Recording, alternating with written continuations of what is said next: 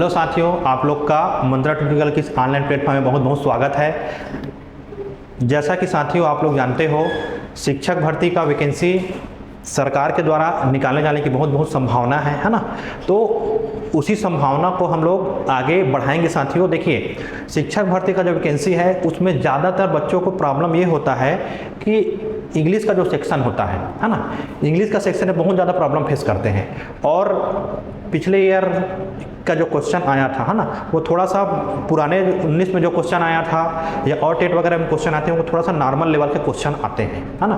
तो अभी जो भर्ती हुआ 23 में सरगुजा और बस्तर के जो वैकेंसी निकला था है ना, तो उसमें जो क्वेश्चन आया था उस क्वेश्चन को हम लोग क्या करने वाले हैं, प्रैक्टिस करने वाले हैं। और बहुत ही सुंदर तरीके से, बहुत ही शानदार तरीके से हम लोग प्रैक्टिस करने वाले हैं। और इसमें जो जो की पॉइंट है, इंपॉर्टेंट पॉइंट है ना, उस सभी इंपॉर्टेंट पॉइंट को आप लोग ध्यान से समझिएगा, ध्यान से सुनिएगा। हर एक पॉइंट इंपॉर्टेंट है, उस पॉइंट को नोट करिएगा। जो जो की पॉइंट बताते जाऊंगा और इसमें पैसेज को कैसे सॉल्व करना है इसको भी हम लोग देखेंगे। मतलब प्रीवियस ईयर में जो क्वेश्चन आया है 2023 में, उसका इंग्लिश पार्ट, कौन सा पार्ट, इंग्लिश पार्ट हम लोग पूरा क्या करने वाले हैं, देखने वाले हैं। ठीक है साथियों, तो चलिए ज़्यादा देरी ना करते हुए हम क्या करते हैं, क्वेश्चन का सीधा सीधा शुरुआत करेंगे। उसके पहले साथियों देखिए, हमको पैसेज को दो प्रकार के पैसेज आएगा, एक तो पोयम वाला आता है, पोयम आता है, और एक पैसेज आता है। तो पोयम वाले को हमको कैसे सॉल्व करना है और पैसेज वाले को हमको कैसे सॉल्व करना है। तो देखिए साथियों, हो सकता है कि वो पैसेज के बारे में आप लोग को थोड़ा बहुत जानकारी हो सकता है उस पैसेज संबंधित कुछ चीज़ें समझ में ही ना आ रही हो। तो उस स्थिति में हमको क्या करना है, उस स्थिति में हमको सबसे पहले जो पैसेज का जो क्वेश्चन दिया गया है ना, पैसेज का जो क्वेश्चन है, क्वेश्चन को हमको पहले एक बार रीड कर लेना है। क्या करना है, पैसेज का क्वेश्चन को हमको क्या करना है, रीड करना है। समझ में आ रहा है, जो बोल रहा हूं उसको समझना। पैसेज के क्वेश्चन को हमको क्या करना है, रीड करना है सबसे पहले। ठीक है, उसके बाद क्वेश्चन रीड करने का फायदा ये होगा कि वो क्वेश्चन हमारे माइंड में स्टोर हो जाएगा। उसके बाद पैसेज को पढ़ेंगे तो वो क्वेश्चन हमारा क्लिक करेगा, तो कहाँ पर की आंसर है वो हमारे माइंड में जल्दी से क्लिक होगा। तो ये इसका फायदा है, समझ में आ रहा है। ठीक है, तो पैसेज को सॉल्व करेंगे। उसके अलावा हम जो प्रीवियस ईयर क्वेश्चन में क्या क्या क्वेश्चन आया हुए हैं और उससे क्या की पॉइंट निकल सकते हैं, क्या महत्वपूर्ण बिंदु उससे निकल सकते हैं, उस बिंदु को हम लोग भी क्या करेंगे, सॉल्व करके देखेंगे। तो चलिए साथियों, देरी ना करते हुए क्वेश्चन को सॉल्व करना चालू करते हैं। तो देखिए साथियों, पार्ट 3, इसमें पार्ट 3 है, जनरल इंग्लिश का पार्ट है ना। इसमें जनरल इंग्लिश का पार्ट है, इसमें पोयम आया हुआ है सबसे पहले है ना। तो मैं क्या बताऊं, पोयम को हमको जस्ट पढ़ना नहीं है। सबसे पहले पोयम में जो क्वेश्चन आया हुआ है उस क्वेश्चन को हमको पढ़ना है कि क्या क्या क्वेश्चन पूछा गया है, उसके अकॉर्डिंग हम क्या करेंगे, क्वेश्चन सॉल्व करने की ट्राई करेंगे। चलिए देखिए साथियों, सबसे पहले देखिए साथियों, ये बोला है इन द फ्रेज, क्या बोला है, in the phrase, in the phrase in lonely lands underline word is an example of. अब लोनली लैंड किसका एग्जाम्पल है, ये पैसेज में हमको देखेंगे। एग्जाम्पल में उदाहरण क्या क्या दिया है, क्या क्या ऑप्शन में दिया गया है, एक एडजेक्टिव दिया है, एडवर्ब दिया है, वर्ब दिया है और नाउन। तो देखेंगे लोनली लैंड जो है वो किसका एग्जाम्पल है, पैसेज के माध्यम से हम लोग देखेंगे। उसके बाद दूसरा क्वेश्चन, एक ओवरव्यू हमको लेना पड़ेगा। ठीक है, दूसरा, विच of the word given in poem denote the meaning bright blue in colour. तो ब्राइट ब्लू कलर में कौन सा है, ये क्रूक्ड, क्रैक्ड, आज्यू और रिंग्ड, ये दिया हुआ है ना। इसको हम क्या करेंगे, अभी ये क्वेश्चन पढ़ रहे हैं, नॉर्मली हमको क्वेश्चन एक बार रफली पढ़ लेना है, पढ़ने के बाद मैं बताऊंगा कैसे सॉल्व करेंगे। ठीक है, उसके बाद देखो, in the opening line there is repetition of sound, what is the feature of known as. Sound के रिपीटेशन को क्या कहते हैं है ना, इसको समझेंगे है ना। एलिट्रेशन कहते हैं, रिपीटेशन कहते हैं, रिफ्रेन कहते हैं, कोरस कहते हैं है ना। तो एलिट्रेशन कहते हैं रिपीटेशन जो साउंड का होता है उसको, है ना। तो इसको समझेंगे। ठीक है, उसी प्रकार से इधर देखो क्वेश्चन दिया गया है, like a Thunderbolt example of, like a Thunderbolt किसका एग्जाम्पल है उसको देखेंगे है ना। क्लाइमेक्स है, मेटाफोर है, सिम्बली है, मेटोनॉमी है। ठीक है, उसके बाद अगला दिया है इसमें, the phrases wrinkled sea is the underline word is an example of, किसका एग्जाम्पल है, इसको देखना है। Wrinkled sea, present participle, past participle, perfect participle कि वर्बल नाउन, इस चीज को हमको ध्यान में देना है। उसके बाद which of the word in the poem has not been used as verb, कौन वर्ब के जैसा यूज नहीं हुआ है। ये पोयम में हम पूरा पढ़ेंगे तो समझ में आ जाएगा। लेकिन इतना माइंड में ओवरव्यू होना चाहिए कि हमारे पास क्वेश्चन क्या क्या पूछा गया उस पेसेज से या पोएम से रिलेटेड, तो वो हमारे माइंड में होना चाहिए। ठीक, चलिए उसके बाद the correct IP representation of work crude, IP representation word का क्या क्या हो सकता है इसको दिया गया है, इसको भी देखेंगे। ठीक है, चलिए अब हम क्या करते हैं, पोएम को थोड़ा सा पढ़ना चालू करते हैं। ठीक है साथियों, पोएम को क्या करेंगे, पढ़ना चालू करेंगे। अब देखो पोएम को पढ़ना चालू करेंगे तो पोएम को हमको नॉर्मली पढ़ना है। अब पढ़ेंगे तो ये हो सकता है कि हमको उसका मीनिंग एग्जैक्ट समझ में आ जाए और ना भी आ जाए, तो ज़्यादातर ये होगा मीनिंग समझ में नहीं आएगा। तो अगर मैं आप लोगों को पूरा इसका अनुवाद करके बताता हूँ तो ये क्या होगा, अभी तो समझ में आ जाएगा पूरा, लेकिन वहाँ पर आपको क्वेश्चन कैसे सॉल्व करना है एग्जैक्टली वो समझ में नहीं आएगा। तो मैं उसको आपको हल्का फुल्का जितना भी समझ में आएगा उसी से हम क्वेश्चन कैसे सॉल्व करेंगे इसको मैं बताऊंगा, ये बहुत महत्वपूर्ण है। चलिए देखिए, the eagle he clasps the crag with crooked hand. अब देखो ईगल अगर मीनिंग मालूम होगा तो ठीक है, बाज है ना, अगर नहीं मालूम होगा तो छोड़ो। उसके बाद ही clasps the crag with crooked hand, क्या बोल रहा है, क्लैग विथ क्रूक्ड हैंड ये बोल रहा है।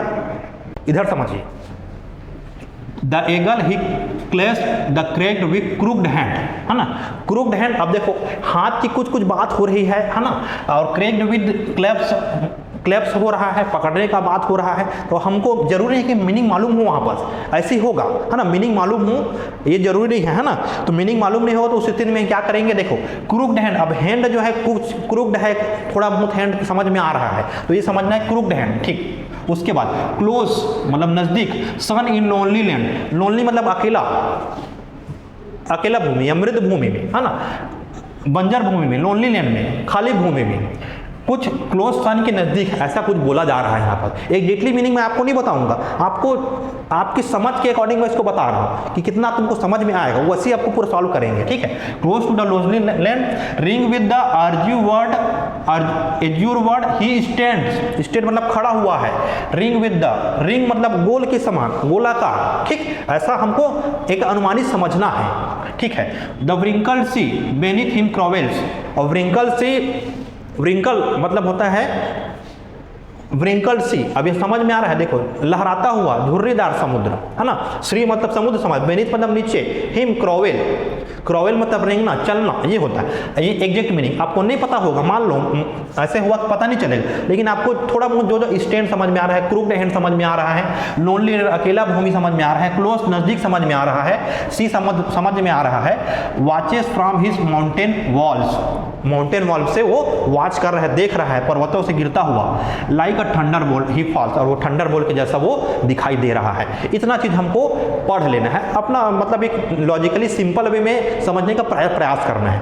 हो सकता है पूरा एग्जैक्ट समझ में आए, जरूरी नहीं है, तो जैसा समझ में आए उतना पढ़ लेना। उसके बाद देखो, उसके बाद हमको क्या करना है, देखिए साथियों, इसके बाद हमको क्या करना है, अब क्वेश्चन पे आ जाना है। क्वेश्चन पे आएंगे तो इन द फ्रेश, देखो ठीक है साथियों, चलो आगे बढ़ते हैं। देखिए हम क्या कर रहे थे, लोनली लैंड्स। अब यहाँ देखो साथियों, लोनली लैंड्स है ना, लैंड जो है क्या है हमारा, लैंड्स जो है, लैंड्स जो है नाउन है, जमीन हमारा क्या है, नाउन है ना। तो नाउन के पहले जो भी वर्ड आता है, नाउन के पहले जो वर्ड आता है ना, नाउन के पहले लोनली आया है, क्या आया है, लोनली, नाउन के पहले क्या आया, लोनली। तो नाउन के पहले जो भी वर्ड आता है साथियों वो होता है एडजेक्टिव। क्या होता है, एडजेक्टिव। क्या होता है, एडजेक्टिव। या तो आर्टिकल आएगा या तो एडजेक्टिव आता है। ठीक है, नाउन के पहले क्या आता है, या तो आर्टिकल आता है या तो नाउन होता है। जैसे मैं बोलूंगा ए पेन, है ना, पेन नाउन है, नाउन के पहले आगे आर्टिकल या तो क्या आता है, एडजेक्टिव। तो लोनली क्या हो जाएगा हमारा साथियों, एडजेक्टिव। तो यहाँ पर इसको ध्यान देना है, ये बहुत महत्वपूर्ण पॉइंट है, हमेशा काम आएगा, इसको ध्यान में रखना। याद रखना, नाउन के पहले जो भी वर्ड होता है वो क्या होता है, एडजेक्टिव। क्या होता है साथियों, एडजेक्टिव। इंपॉर्टेंट पॉइंट है, ध्यान में रखना। क्लियर हुआ, चलिए आगे बढ़े। तो इसका आंसर क्या हो जाएगा, सही आंसर ये एडजेक्टिव हो जाएगा। तो लोनली क्या हो जाएगा, एडजेक्टिव। लैंड्स के पहले, लैंड नाउन है, नाउन के पहले जो भी वर्ड आता है वो क्या होता है, एडजेक्टिव। इसको ध्यान रखना है। ठीक, चलिए आगे बढ़ते हैं। यहाँ पास बोल रहा है विच of the word in given poem denote the meaning bright blue in colour. अब देखिए ब्राइट ब्लू इन कलर मतलब ब्लू कलर में कौन सा वर्ड है, इसको हमको बताना है। तो देखिए अब पैसेज में आते हैं, क्रूक्ड है, क्रैक्ड है, अज्यूर है और रिंग्ड है। इसको देखिए तो ब्लू कलर मीनिंग कौन सा दे रहा है, देखिए क्रूक्ड तो हैंड है, हैंड में क्या है, क्रूक्ड हैंड है। हैंड क्या है जी, क्रूक्ड है। हैंड क्या है साथियों, क्रूक्ड है। अब देखिए हैंड जो है वो क्रूक्ड है, ठीक है। हैंड क्या है, क्रूक्ड है, तो हैंड तो नीला नहीं हो रहा है यहाँ पर, समझ में नहीं आया। दूसरा वर्ड क्या था, उसके बाद क्लोज टू द सन, उसके बाद ये हमारा था एज्यूर वर्ड था, ठीक है, एज्यूर वर्ड है। और क्या है यहाँ पर देखो समझ में आ जाएगा, एज्यूर वर्ड है, उसके बाद क्या वर्ड है, क्रेग है, एज्यूर है और रिंगडी।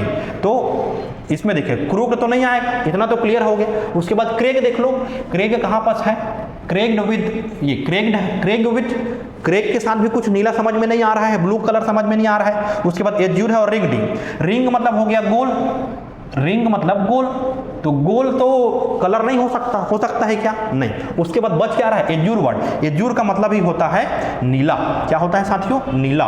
कि एज्यूर जो है यहाँ पर देखो लिखा है एज्यूर वर्ड, तो संसार जो है नीला होता है, तो इससे क्लियर हो जाएगा कि इसका आंसर क्या हो जाएगा, एज्यूर हो जाएगा। अगला देखो, in the opening line there is a repetition of sound, what is the feature is known as. तो साउंड का रिपीटेशन क्या हो रहा है यहाँ पर, के, क्या रिपीट हो रहा है, के, तो के साउंड का रिपीटेशन कहलाता है एलिट्रेशन। क्या कहलाता है, एलिट्रेशन। मतलब यहाँ पर के का मतलब ये व्यंजन है, कॉन्सोनेंट है, तो कॉन्सोनेंट का उच्चारण वाला क्या कहलाता है, एलिट्रेशन कहलाता है, इसको ध्यान में रखना है। कॉन्सोनेंट का उच्चारण क्या कहलाता है, एलिट्रेशन, साउंड का उच्चारण को एलिट्रेशन बोलते हैं, मतलब ये अलंकार के अंतर्गत आता है, इसको ध्यान में रखना है, ठीक। चलिए आगे बढ़ते हैं, इधर देखते हैं 59 क्वेश्चन। अब देखिए, like a thunder bolt in example of, like a thunder bolt example किसका है, तो थंडर बोल्ट, लाइक वर्ड को यहाँ पर ध्यान देना है, किसको ध्यान देना है, लाइक वर्ड को। एज और लाइक ये दो वर्ड अगर यूज होते हैं, है ना, तो वो सिमिली होता है, क्या होता है, सिमिली। ये फिगर ऑफ स्पीच है, अलंकार के प्रकार में आता है ना, तो सिमिली होता है, आंसर इसका क्या हो जाएगा, सिमिली, इसको याद रखना, ठीक। अगला देखो, अगला in the phrase the wrinkled sea, underline word is an example of a wrinkled sea. Wrinkled sea मतलब क्या है, मैं बताया हूं, सी नाउन है ना, और द व्रिंकल, अब द भी लग गया है, मतलब ये लहराता हुआ समुद्र है, तो द के बाद जो वर्ड रहता है वो क्या होता है, नाउन होता है। तो इसमें देखो एग्जांपल, इसमें देखो ऑप्शन जो दिया है उसमें से कौन सा सही हो जाए। प्रेजेंट पार्टिसिपल बोल सकते हो, व्रिंकल को अंडरलाइन को आप लोग, ये गलत हो जाएगा। पास्ट पार्टिसिपल भी बोल सकते हो, परफेक्ट पार्टिसिपल भी बोल सकते हो, लेकिन ये क्या है, वास्तव में नाउन है, क्योंकि इसके जस्ट पहले द है, द डिनोट करता है पर्टिकुलर नाउन को, तो द के बाद जो वर्ड अंडरलाइन है वो क्या हो जाएगा, व्रिंकल्ड हमारा, ये वर्बल नाउन हो जाएगा, वर्ब की तरह काम कर रहा है जो समुद्र है, लहराता हुआ समुद्र। समझ में आया, चलिए आगे बढ़ते हैं। क्लियर हुआ साथियों यहाँ तक, चलिए आगे बढ़ते हैं। अगला देखो, ये वाला भी हो गया हमारा। अब देखो, which word in the poem is has not been used as verb, अब कौन सा वर्ब की तरह यूज नहीं हुआ है, इसको देखना है। तो देखिए यहाँ पर देखो साथियों, ही क्लैस्प है, क्लैस्प दिया है यहाँ पास, तो क्लैस्प ही के बाद प्रोनाउन है, उसके बाद जो भी वर्ड आता है वो क्लैस्प मतलब पकड़ना, तो प्रोनाउन के बाद या नाउन के बाद जो वर्ड आता है वो संभावना होता है वर्ब होगा, तो ये क्या हो जाएगा, वर्ब हो गया, ठीक। अगला देखो, तो ये तो वर्ब नहीं है, कुछ है, क्लोज, स्टैंड और क्रोवेल। क्रोवेल का मतलब होता है, देखो क्लोज को देख लेते हैं, close to the sun in lonely land, close सामने में है, स्टार्टिंग में है, कि क्या है, स्टार्टिंग में। स्टार्टिंग में याद रखना साथियों, वर्ब होने का संभावना बहुत कम रहता है स्टार्टिंग में, जैसे swimming, swimming is good for health, तो वो वर्ब तो है, लेकिन वर्ब एग्जैक्ट वर्ब नहीं निकलता है वो, समझ में आ रहा है। तो क्लोज टू द सन, ये संभावना नहीं है कि ये नाउन होने का संभावना है, नाउन एडजेक्टिव होने की संभावना है, वर्ब होने की संभावना नहीं है, तो क्लोज इसका आंसर हो सकता है। आगे भी देखते हैं, हो सकता है दूसरा भी निकल जाए। अब देखो, ही स्टैंड्स है, क्या है, ही स्टैंड, स्टैंड मतलब खड़ा होना, है ना, तो ही के बाद जस्ट प्रोनाउन के बाद सीधा है वो, मतलब क्या हो गया हमारा, ये वर्ब हो जाता है। मतलब सेंटेंस का स्ट्रक्चर होता है कि नहीं, सेंटेंस का क्या होता है, स्ट्रक्चर होता है, ठीक है। देखो चलिए साथियों, सेंटेंस का स्ट्रक्चर क्या होता है, देखिए सेंटेंस का स्ट्रक्चर ये होता है साथियों, सब्जेक्ट, है ना, क्या होता है, सब्जेक्ट, है ना, सब्जेक्ट, उसके बाद आता है वर्ब, तो ये सेंटेंस का स्ट्रक्चर है। सब्जेक्ट, ही सब्जेक्ट है यहाँ पास, उसके बाद स्टैंड है, मतलब वो वर्ब होगा। तो देखो यहाँ पास क्लेश पर वर्ब हो गया, स्टैंड वर्ब हो गया। अब क्रोवेल देखो, क्रोवेल वर्ब है कि नहीं, देखो हिम क्रोवेल, प्रोनाउन के बाद फिर आ रहा है क्रोवेल्स, तो क्रोवेल्स का मतलब नहीं ना, ये प्रोनाउन है, प्रोनाउन के बाद आ गया, मतलब ये भी क्या हो जाएगा, वर्ब हो जाएगा। बचा क्या हमारे पास, क्लोज। तो ऐसे करके हमको छांटना है साथियों, समझ में आ रहा है। चलिए आगे बढ़ते हैं, क्लियर हुआ ये। अब यहाँ पर देखो आईपीए रिप्रेजेंटेशन वगैरह आया है ना, तो किसका ऐसा क्वेश्चन नहीं पूछा जाता है ज़्यादातर, है ना। तो आईपीए रिप्रेजेंटेशन का आंसर ये सही होगा, लेकिन जो अननेसेसरी चीज़ें हैं, है ना, उसको तुमको सॉल्व करते नहीं बैठे रहना है, जो इजी है उसको सॉल्व करना है, समझ में। तो इसको देखो कोई नहीं बना सकता, तो ऐसे क्वेश्चन को तुमको स्किप कर देना है, हर क्वेश्चन को बनाओ नहीं, तुमको सिलेक्शन पाना है, समझ में आ रहा है। चलिए इसको छोड़ देना है, आंसर इसका ये होगा। ठीक, चलो आगे बढ़ते हैं। अब देखो एक पैसेज और आ रहा है साथियों, क्या आ रहा है, एक पैसेज और आगे हमारे पास। अब इस पैसेज में हमको क्या करना है, मैं फिर क्या बताया हूं आप लोगों को, पैसेज को पहले पढ़ना है। पैसेज को पढ़ना है क्या, नहीं पढ़ना, सबसे पहले क्वेश्चन को पढ़ना है, उसके बाद पैसेज पे आएंगे। अब देखिए यहाँ पर देखिए साथियों 63 से 70 क्वेश्चन में दिया गया है ना। 63 क्वेश्चन किधर है, इस साइड है क्या, है ना। In the passage contrary two means, contrary two means का क्या अर्थ होता है। अब देखो इसको मैं बिना पैसेज पढ़े वो बता दूंगा। देखो कंट्रेरी टू इसका मतलब सिमिलर बोल रहा है, सेम एज बोल रहा है, लाइक बोल रहा है, अपोजिट बोल रहा है। अब देखो सिमिलर, सेम एज और लाइक ऐसे तीनों का समान अर्थ निकाल रहा है कि नहीं। सिमिलर में ही सेम एज के जैसा है और लाइक के जैसे, लाइक मतलब जैसे, उसी के समान। तो सामान्य, तो अगर सामान्य लॉजिकली लगाओगे, लॉजिकली थिंकिंग करोगे, सोचोगे, तो इसका आंसर क्या हो जाएगा, अपोजिट। और कॉन्ट्रेरी टू का मतलब क्या होता है, अपोजिट। तो कई क्वेश्चन आपको ऐसा मिलेगा कि जो एकदम आसान होगा और आप लोग देख के बना सकते, कॉमन सेंस से बना सकते हो। तो सिमिलर, सेम एज और लाइक, तो कंट्रेरी टू मींस का क्या होता है, अपोजिट। देखो बिना पढ़े भी कई क्वेश्चन बन सकता है, समझ में ऐसा क्वेश्चन में आपका पूछता है, तो इसको ध्यान में रखना। चलिए आगे क्वेश्चन देखो, which of the following statement does not agree with the given passage. Given passage से कौन सा एग्री नहीं, हमको पैसेज पढ़ेंगे तो समझ में आएगा। पहले पढ़ लेते, study history is beneficial, the study of history incorporate art and literature है, हिस्ट्री प्रोडक्ट प्रोग्रेस रिजल्ट है, the study of history is a fertile exercise.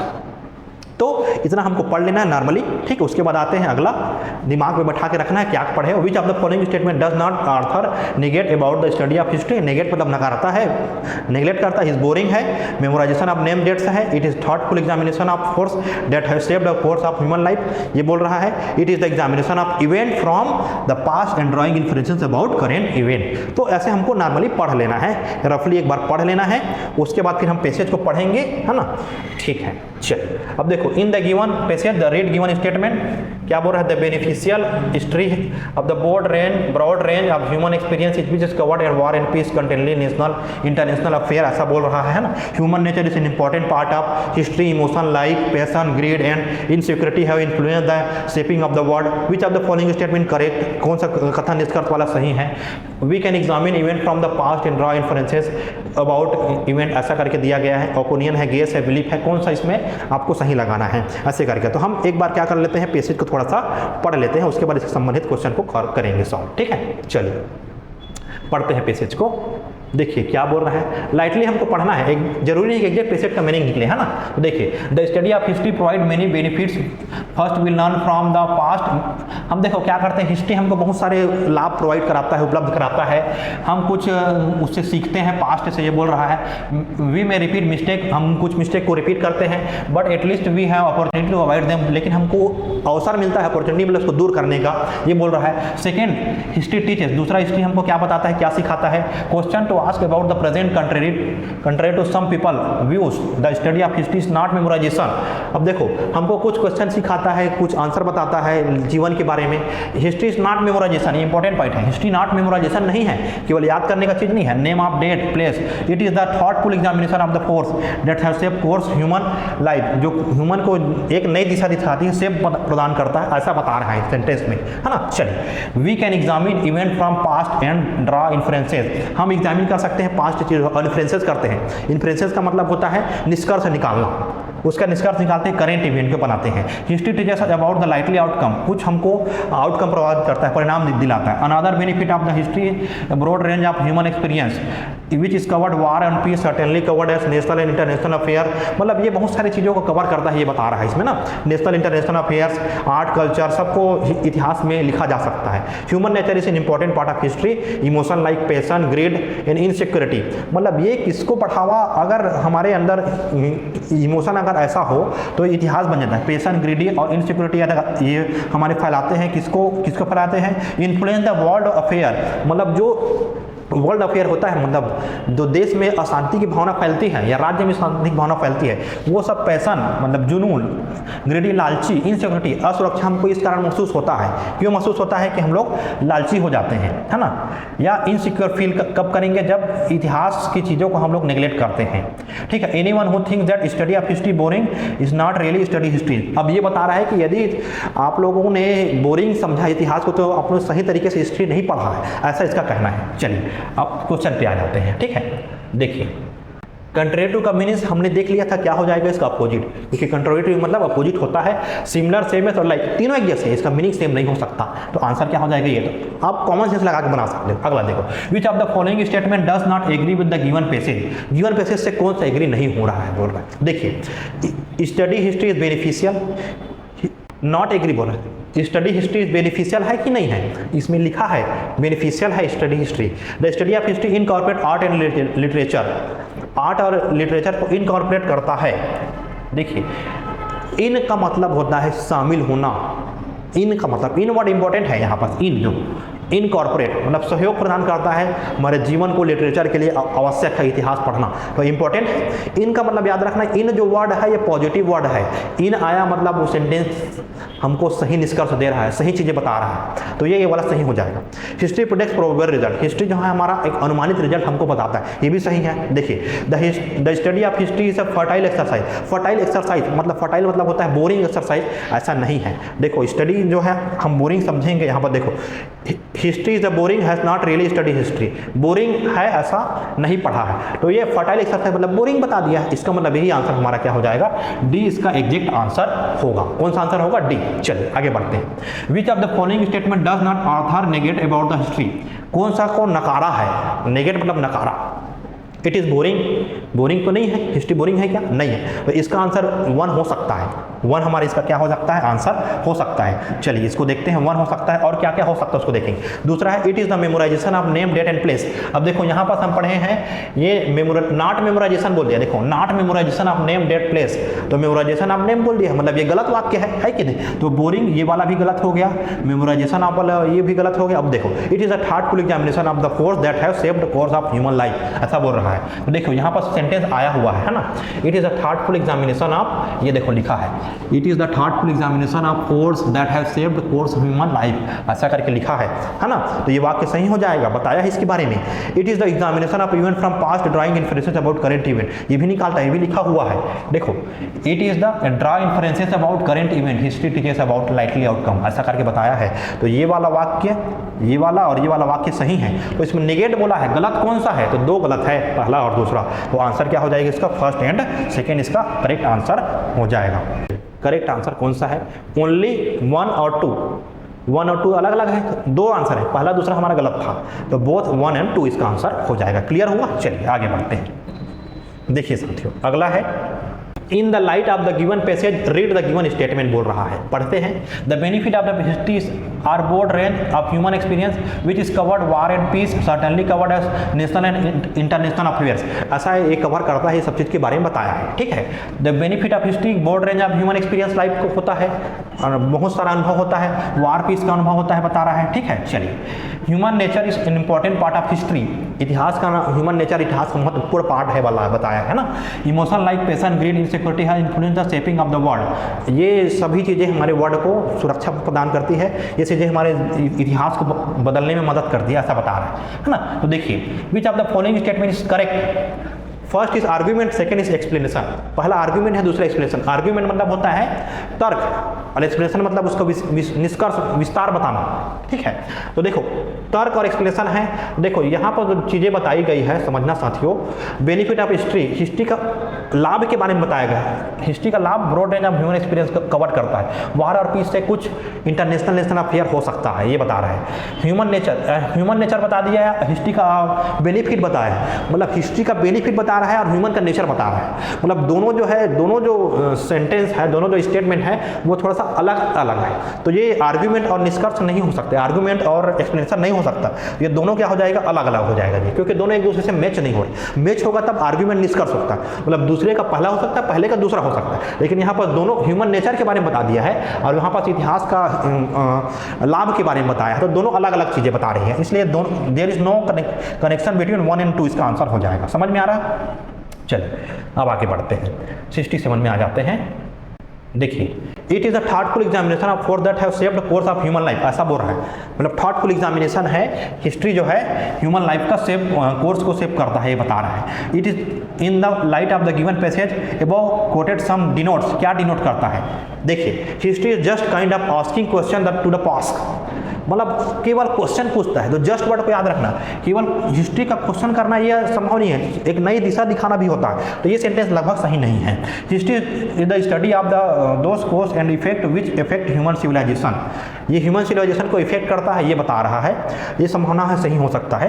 History is just chronological case of human evolution, फिर just मतलब एक, history केवल एक ही चीज़ को नहीं बताता है, बहुत सारी चीज़ों को बताता है इतिहास जो हमारे, है ना, तो ध्यान रखना जस्ट वाला जो है वो गलत हो जाता है, तो 1 और 2 यहाँ पर गलत हो जाएगा, है ना, हमारा सही आंसर क्या हो जाएगा? ओनली 2 यहाँ पर हो जाएगा, है ना, क्योंकि जस्ट वाला नेगेटिव आंसर होता है ज़्यादातर, याद रखना। चलिए आगे देखो, इधर देखो, इसमें देखो, we can examine event from the past and draw inferences about the current event, मतलब हम यहाँ देखो, अगर इन्फ्रेंसेस का मीनिंग आपको मालूम भी नहीं है तो समझना क्या बोल रहा है। एग्जामिन मतलब परीक्षण करते हैं इवेंट का, पुराने इवेंट का, पास्ट इवेंट का करते हैं, और उसका ड्रा करते हैं, मतलब खींचते हैं, क्या खींचेंगे? करंट इवेंट बनाते हैं, मतलब क्या कर रहे हैं? अगर इसका मीनिंग मालूम भी नहीं है, इसका मतलब निष्कर्ष होता है, अगर मीनिंग मालूम भी नहीं तो क्या करोगे? इसको पढ़ोगे। एग्जामिन मतलब कुछ निरीक्षण परीक्षण हो रहा है, और करंट पास्ट से करंट में आ रहे हैं, मतलब उसका संभावना है, उसका रिजल्ट शो कर रहे हैं, तो आंसर इसका क्या हो जाएगा?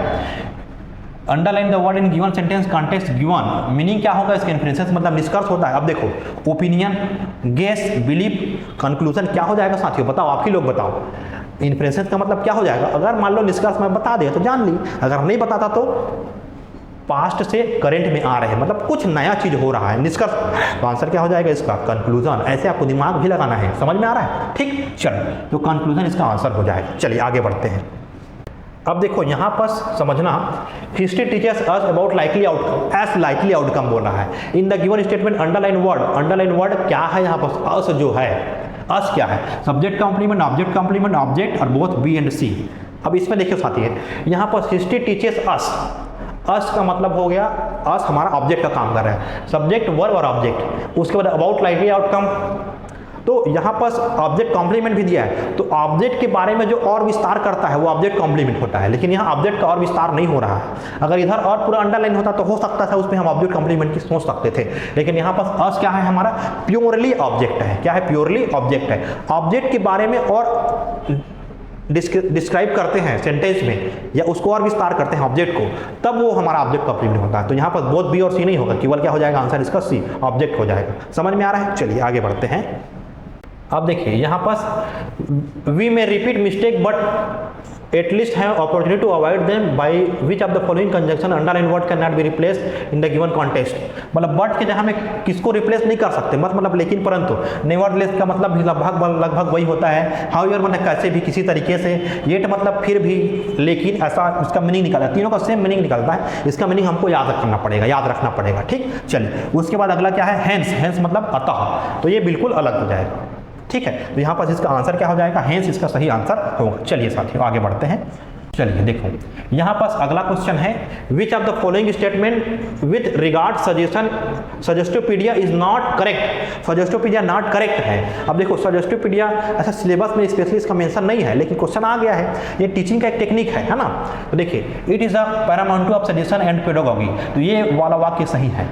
ठीक, अगला, it the student is key player and the instruction takes place be seat, student इसमें की प्लेयर होता है ये बोल रहा है, और जो इंस्ट्रक्शन है, जो निर्देश देने वाला है, जो बताने वाला है, गाइड करने वाला, वो केवल सीट करता है, ऐसा नहीं होता है। सजेस्टोपीडिया में वो उसकी हेल्प करता है, उसको गाइड करता है, तो ये वाला स्टेटमेंट सही गलत हो जाएगा, यही बात। बाकी देखो, this method was developed by the Belgian psychologist Giorgio Nono, है ना, तो ये वाला वाक्य भी सही है। उसके बाद it instruction is by definition expert जज एंड इवोल्यूटर द परफॉर्मेंस, ये सभी ये होता है ना, तो ये बी जो आंसर है इसका करेक्ट हो जाएगा। मतलब कौन सा गलत है बोला है? नॉट बोला है, तो ये हो जाएगा। स्टूडेंट क्लिप केयर होता है, लेकिन इंस्ट्रक्टर टेक बैक सीट में नहीं होता है। क्लिप प्लेयर तो होता है, लेकिन इंस्ट्रक्टर सीट बैक में नहीं बैठा रहता, गाइड करते रहता है बीच बीच में, तो ये इसका आंसर ये हो सकता है। ठीक, चलिए समझ में आ गया ये। चलिए इसको देखो, जैसे lead in activity generally involve looking the picture around text at title trying to predict what is the text will be about. Leading activity कुछ बोल रहा है, इन्वॉल्व होते हैं, कुछ पिक्चर हो गया है ना, उसका टाइटल निकालने के लिए, उसका निष्कर्ष निकालने के लिए यहाँ पर बोल रहा है ना, जनरली एक्टिविटी में इन्वॉल्व हुए और उसको कुछ निष्कर्ष निकाल रहे हैं। देखो, warmer are often used to raise student energy level to make them feel comfortable before learning lesson start, ऐसा बोल रहा है। देखिए, वार्मर मतलब बूस्टर, एनर्जी देने वाला, मोटिवेट करने वाला, तो फील कंफर्टेबल कराएगा ही, मोटिवेटर बताएंगे बच्चों को, तो है ना। तो ये और ये इससे एक दूसरे से रिलेटेड है। या इसका देखो क्या बोल रहा है, now choose the correct option, both 1 and 2 correct, both 1 and 2 are incorrect, only 1 is correct, only 2 is correct बोल रहा है। मतलब देखो, लीड एक्टिविटी जो हमारा हो गया, जनरली लुकिंग पिक्चर देख लिए, उसके टाइटल निकाल लिए, उसका फ्यूचर में उसका क्या होगा ऐसे संभावना व्यक्त हो रहा है, यहाँ पर प्रिडिक्ट कर रहे हैं, तो ये वाला वाक्य जो है हमारा एक प्रकार से सही हो सकता है। देखो, warmer are often used to student raise, warmer का भी यूज हम लोग बूस्टर के लिए करते हैं, एनर्जी बढ़ाने के लिए करते हैं, तो ये दोनों वाक्य इसका सही हो सकता है। ठीक, चलिए बाकी देख लेना आप लोग। चलिए अगला क्वेश्चन है, read the given statement 1 and 2। अब देखिए यहाँ पर रेमेडियल टीचिंग से संबंधित क्वेश्चन आया हुआ है ना। The objective of remedial teaching is give additional help to people who for one reason and another have fallen behind the rest in class in English language.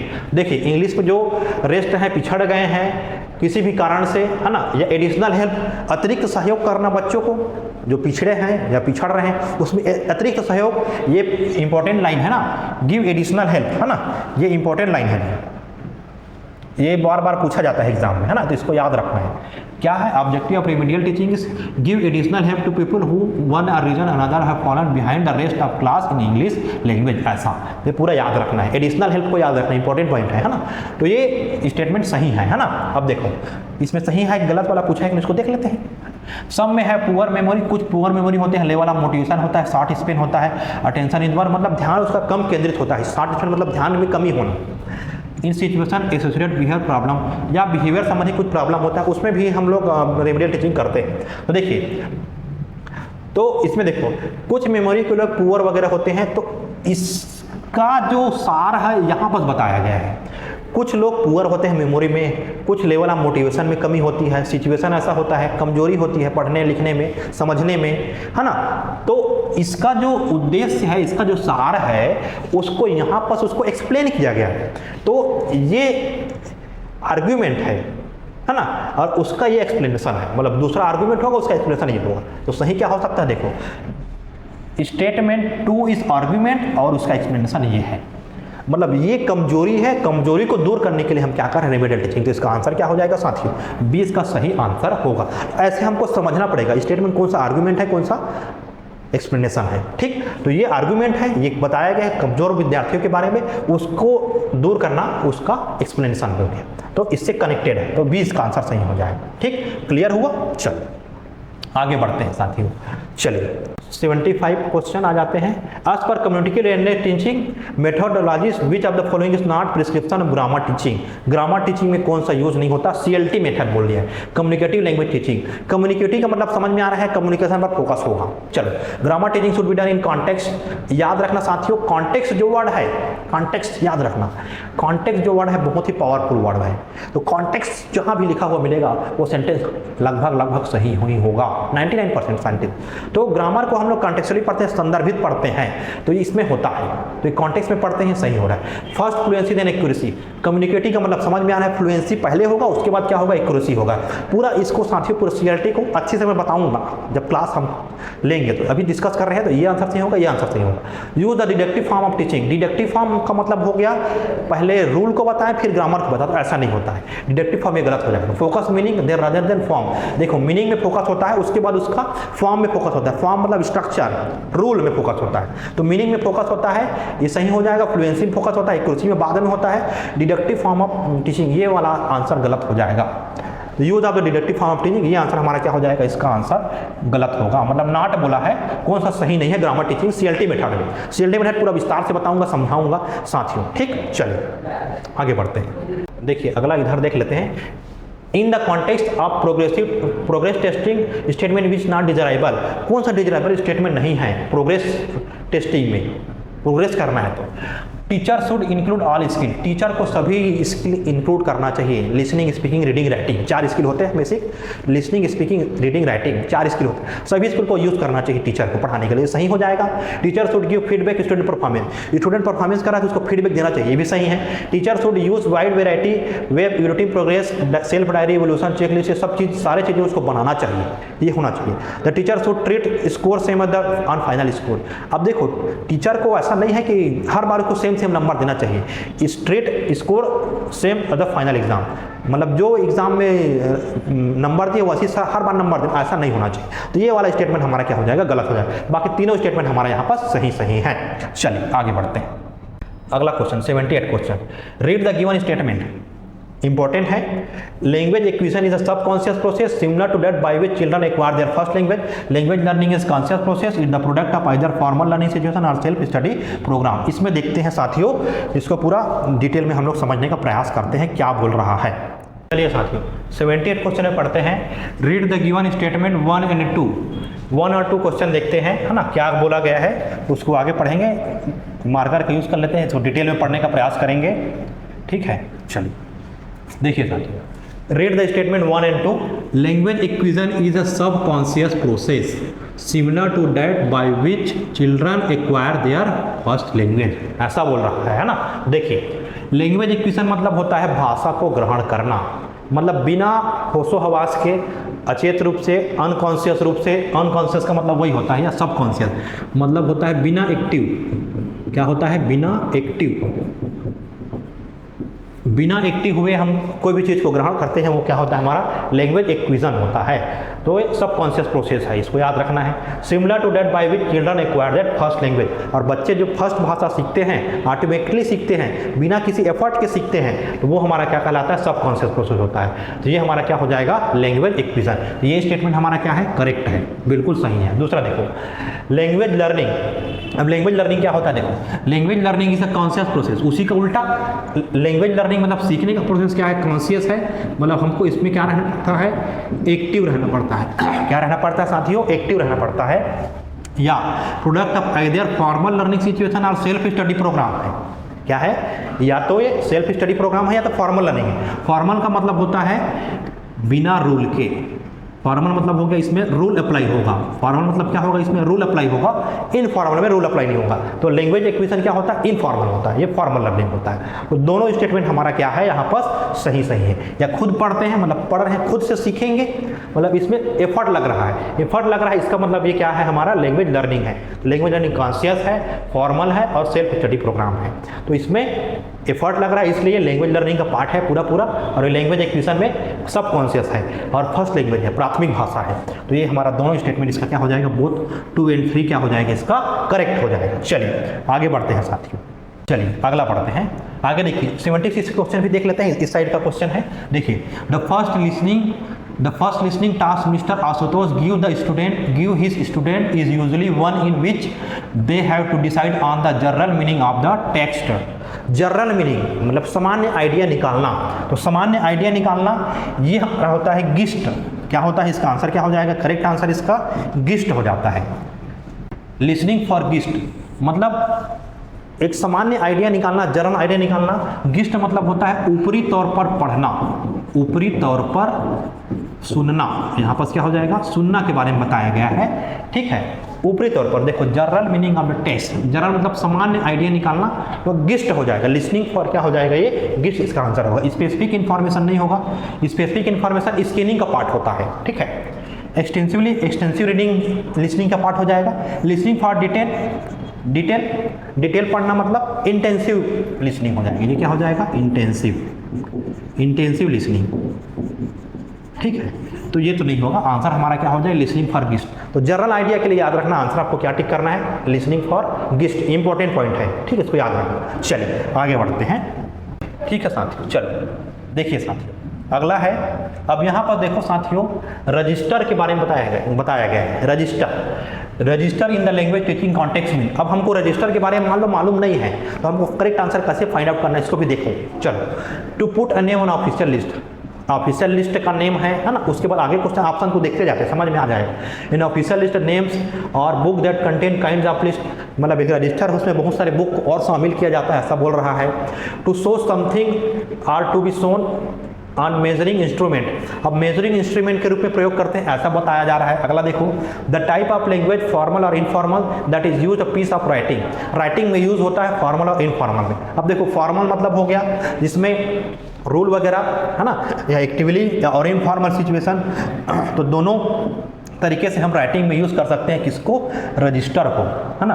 Type of language है formal और informal, use in peace of writing, तो writing का काम आता है आपका register, इसका काम आता है, राइटिंग का काम आता है, इसलिए इसका आंसर ही हमारा सही हो जाएगा ये, टाइप ऑफ लैंग्वेज फॉर्मल और informal that is used is peace of writing. तो ऐसे आपको कुछ क्वेश्चन ऐसा हो जाएगा जो सामान्य सोच से, कॉमन सेंस से हम लोग क्या करेंगे, सॉल्व करने की कोशिश करेंगे। ठीक, चलो अगला देखते हैं। Read the given statement 1 and 2, given statement क्या है 1 और 2। देखो ईरर के बारे में बताया गया है, ठीक है।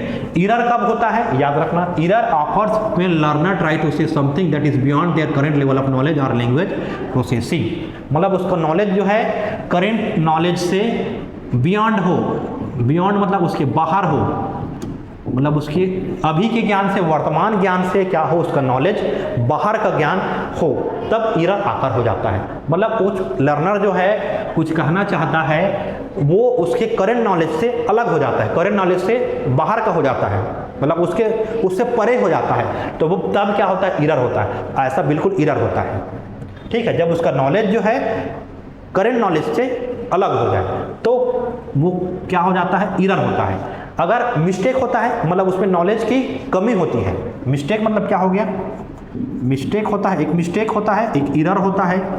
ईरर में नॉलेज है लेकिन वो नॉलेज से बाहर हो गया, ठीक है, और इसमें नॉलेज की क्या हो जाएगी, नॉलेज की कमी रहेगी इसमें, ठीक है, नॉलेज की कमी रहेगी तो मिस्टेक हो जाएगा, गलती हो जाएगा।